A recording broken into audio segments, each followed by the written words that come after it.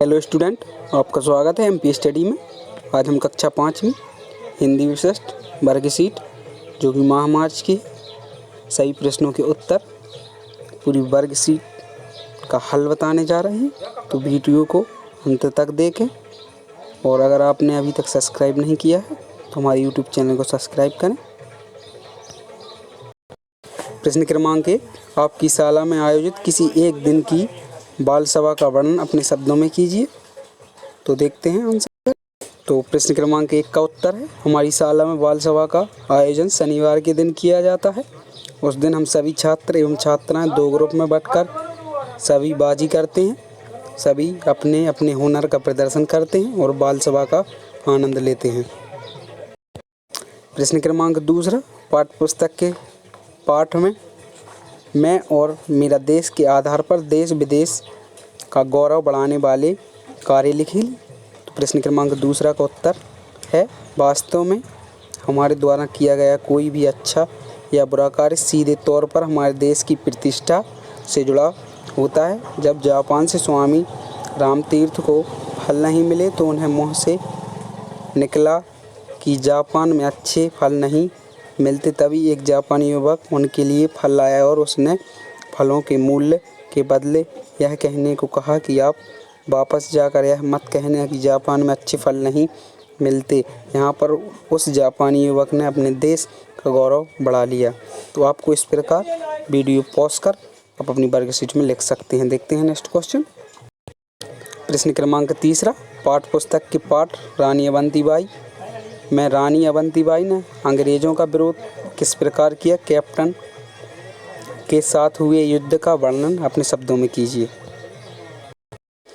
प्रश्न क्रमांक 3 का उत्तर है, राजा विक्रमजीत सिंह की मृत्यु के बाद रामगढ़ का शासन रानी अवंतीबाई के हाथों में आ गया था, पर अंग्रेज़ों को एहसास नहीं आया और किले पर हमला बोल दिया। युद्ध में कैप्टन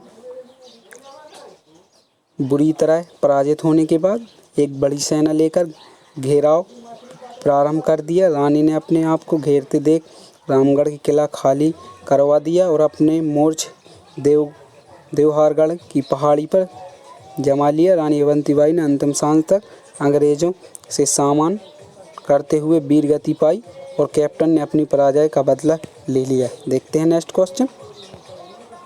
तो प्रश्न क्रमांक 4 है, पाठ्य पुस्तक के पाठ राष्ट्रीय प्रहरी में अपने देश की सेना के बारे में पढ़ा।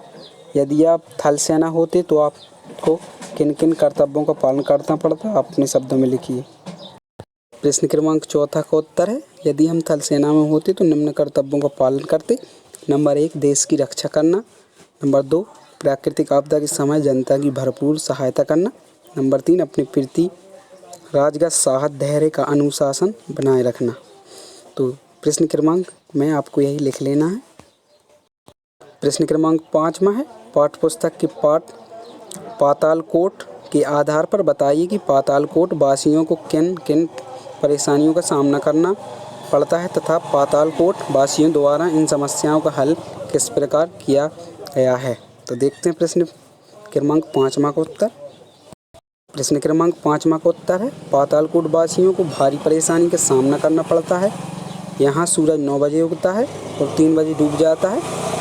यह पहुँचने का रास्ता बड़ा उबड़ खाबड़ है और यह कई पुरानी मान्यताओं के चलते खेती नहीं करते थे, पर अब यह मानते हैं टूटती जा रही है और यहाँ के लोग खेती के नए तरीके सीखने लगे हैं। शिक्षा और स्वास्थ्य सेवाओं यहाँ शुरू हो चुकी हैं। दिन पर दिन विकास की ओर प्रयत्न हो रहा है।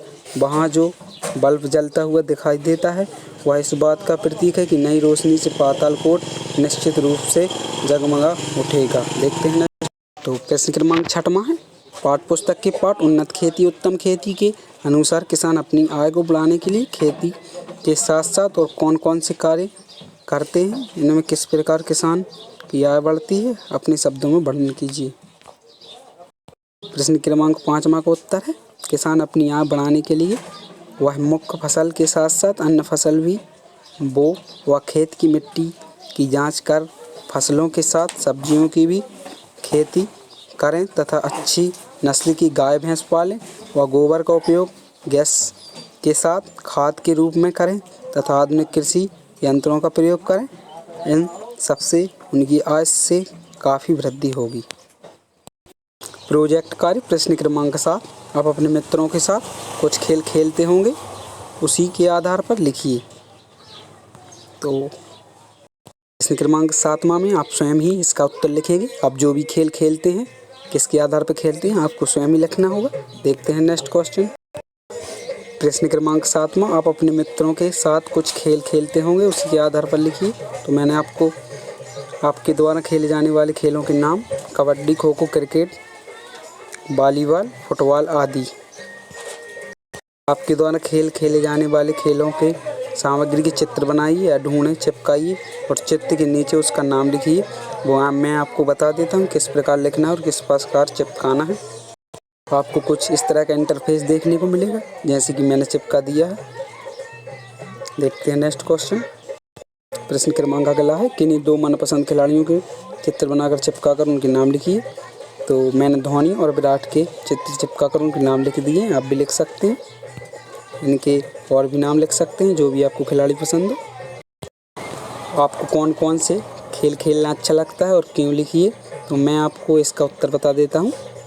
हम बैडमिंटन खेलना अच्छा लगता है, क्योंकि इससे हमें अच्छे से खेल पाते हैं और इसकी सारी सामग्री हमारे पास है और इसे खेलने में आनंद भी आता है, भाग दौड़ भी नहीं करनी पड़ती और ज़्यादा खिलाड़ी भी नहीं चाहिए होते हैं। Thank for watching.